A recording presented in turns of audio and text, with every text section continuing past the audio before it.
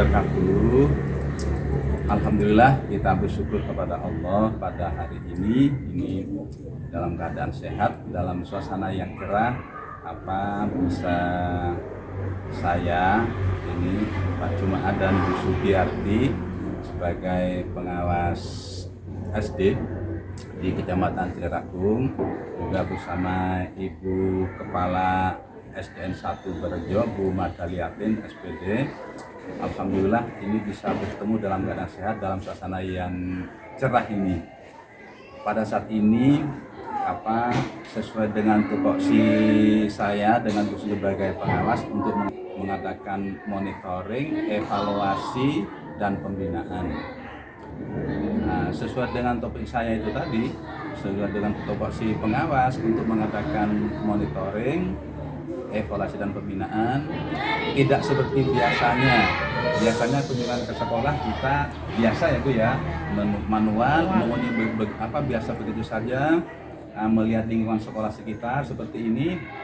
Ini sudah kelihatan sangat bersih, indah, rindang. Kebetulan sekolah ini merupakan salah satu sekolah yang masuk ke dalam Adiwiyata, sehingga kita lihat sekolah begitu hijau, bersih, dan tertata rapi. Saat ini tidak seperti biasanya saya bersama Bu Sugi ini mengunjungi sekolah ini, tidak sekedar melihat saja, tapi saya dokumentasikan, saya videokan untuk saya online-kan dengan harapan dengan video ini paling tidak menjadi motivasi. Jadi saya sebagai pengawas sekolah ini ingin dengan dokumentasi video ini, setelah kita tayangkan di online-kan secara global begitu, paling tidak saya dengan sebagai pengawas dan Bu Mada sebagai kepala sekolah ini menghargai guru yang kreatif gitu ya, guru yang inovatif, guru yang berkreasi, bagaimana ia mengembangkan sebuah perencanaan pembelajaran yang bagus, bagaimana dengan pembelajaran yang berbasis IT. Dan juga saat ini kan kita tahu bahwa eranya masih era pandemi, sehingga proses pembelajaran ini masih 50% dari jumlah anak yang hadir saat ini.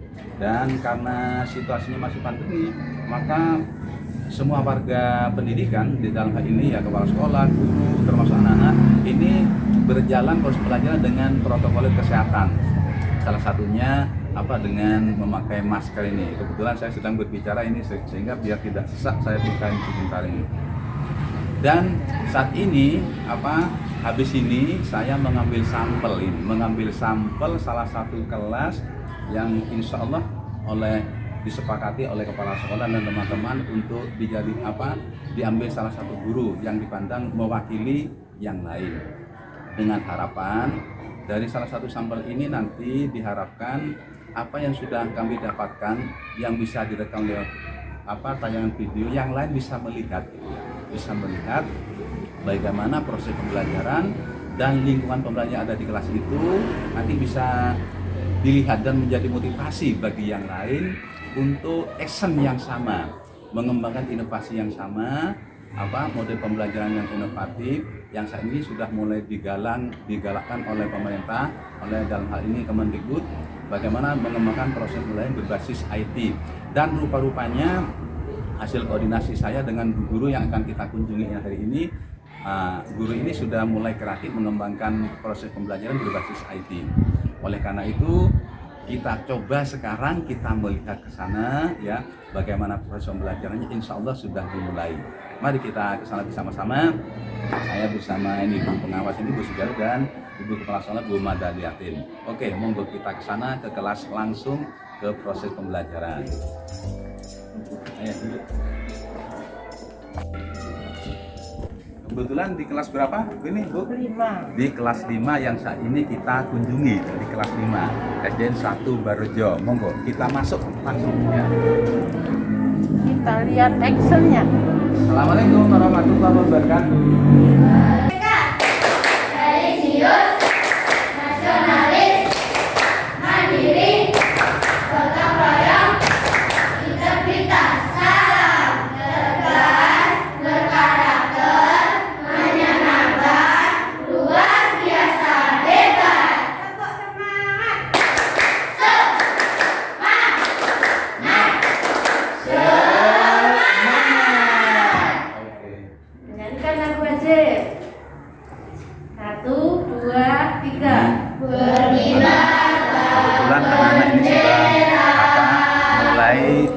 berjalan proses pembelajaran, sudah terintegrasi dengan pengembangan pendidikan budaya dan pendidikan karakter.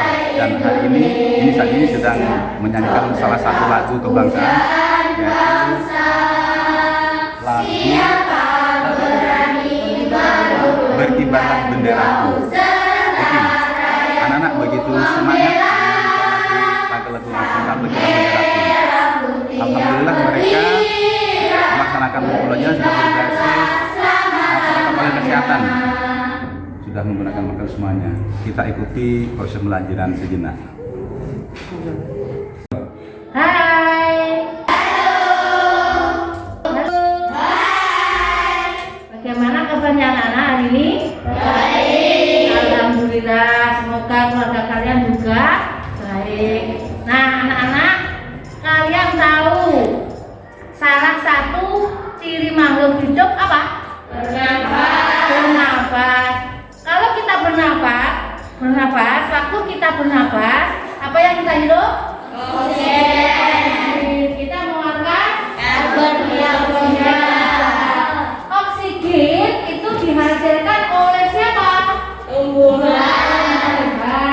Nah, anak-anak, kemarin kalian belajar tentang organ pernapasan pada manusia. Organ pernapasan pada manusia itu apa saja? Hidung,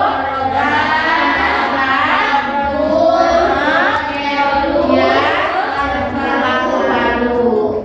Nah, kalau kita tidak pandai-pandai memelihara organ pernapasan, kita akan terkena gangguan organ pernapasan itu. Nanti pada kesempatan ini kita belajar tentang gangguan organ pernapasan pada manusia. Tema 2, pembelajaran 1. Paru-paru. Paru-paru merupakan organ pernapasan yang sangat penting. Nah, di sini kalau kita tidak pandai-pandai memelihara organ pernapasan, kita akan terkena penyakit. Nah, ini gambar orang bernafas. Ketika kita bernafas, kita menghirup udara untuk mengambil oksigen. Itu ada 3, yaitu bibit penyakit, pencemaran udara, kemudian faktor fisik. Nah, kalau diurutkan bagaimana? Yang pertama, menjaga jarak, tidak boleh berkerumun, apalagi ya terserang penyakit. Jadi harus menjauh agar tidak terserang kepada orang lain. Tidak hanya berdampak buruk bagi lingkungan. Dan kelompok 4. Saat ini proses pembelajaran sedang berlangsung dan anak-anak ini mendapat tugas untuk membaca teks yang ada di sumber utama buku paket. Kita lihat di kelas kita ini sudah tertata demikian rapi, ya, dan kayaknya alat peraga edukatif yang sudah terpampang ditata dengan rapi. Jadi menjadi lingkungan belajar yang menyenangkan dan inspiratif begitu. Di situ sudah pembelajaran sudah didukung dengan ada portofolio dan berbagai alat. Setelah kalian membaca dari bacaan, kita ikuti lagi proses pembelajaran yang dilaksanakan oleh guru. Untuk tugas selanjutnya latihan soal. Yang pertama, kalian membuat bagan penyebab gangguan pernapasan pada manusia di aplikasi Jambot. Kelasnya sudah bagus menyenangkan. Langsung anak-anak, langsung tugas yang kedua ya, membuat peta pikiran dari pertanyaan dan jawaban menggunakan kata tanya, apa, siapa, di mana, bagaimana, dan mengapa, dampak, kabut, asap. Di Jambot juga dan pikiran. Ini Di mana, bagaimana, dan produk mengapa. siswa sesuai dengan IPK-nya ini dicapai. Apa ini? Ini apa? Tugasnya ini? Ya. Siapa namanya? Rizky. Ini sekarang apa Mas Rizky? Tugasnya membuat peta pikiran. Sudah selesai apa belum? Sudah ada? Masih proses ya? Ini sudah mulai bagus ini. Oke, lanjutkan. Ini oke, bagus. Kelompok badan. Ya, silakan. Di mana kejadian kebakaran hutan di Sumatera dan Kalimantan? Apa dampak langsung yang akan dirasakan infeksi paru-paru dan saluran nafas? Penyakit apa saja yang diakibatkan kabut asap paru-paru? Saat kebakaran, masyarakat harus menerapkan pola sehat dan bersih. Anda, namanya siapa? Sebutkan namamu. Ya, Apa yang dinamakan kabut asap? Kabut asap merupakan jenis polusi udara yang dihasilkan dari campuran beberapa gas dan partikel yang bereaksi dengan sinar matahari. Siapa yang paling banyak terdampak kabut asap? Orang yang memiliki gangguan paru-paru dan jantung, lansia, serta anak-anak. Mengapa orang muda lelah dan mengalami kesulitan bernapas? Karena kemampuan paru-paru menjadi berkurang akibat kabut asap. Bagaimana cara mengurangi dampak akibat kabut asap?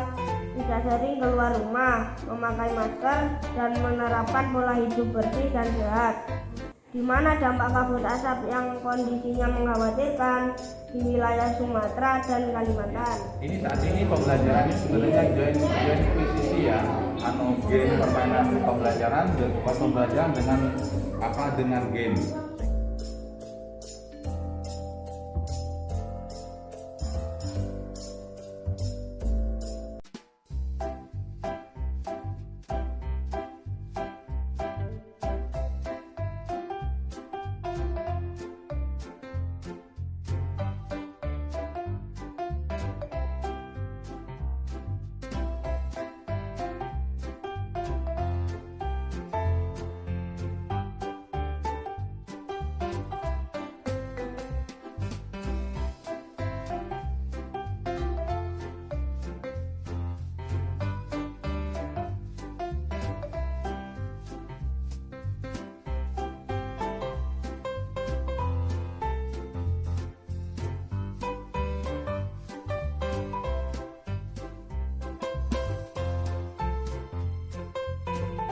Pembelajaran ini sudah terintegrasi dengan pendidikan budaya dan karakter bangsa, juga sudah terintegrasi dengan GLS, Gerakan Literasi Sekolah. Ini kita lihat ini.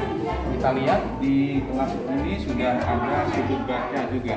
Sudah ada sudut baca, sudah tersedia berbagai bacaan-bacaan yang menarik, yang menyebarkan pengetahuan bagi anak-anak, sehingga anak-anak tidak terbatas belajarnya hanya pada buku paket yang utama, tapi mereka ini, anak-anak ini di sela-sela untuk istirahat atau jam-jam kosong itu, anak-anak bisa ke sudut baca ini menambah pengetahuannya, membaca buku-buku literasi yang ada di sudut baca. Ini kelas ini sudah mulai kreativitas, coba kita lihat.